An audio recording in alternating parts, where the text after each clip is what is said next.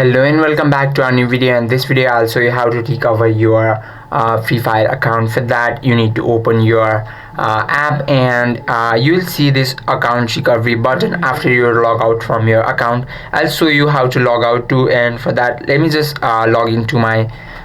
Now I have logged into my account, and to log out you need to tap on your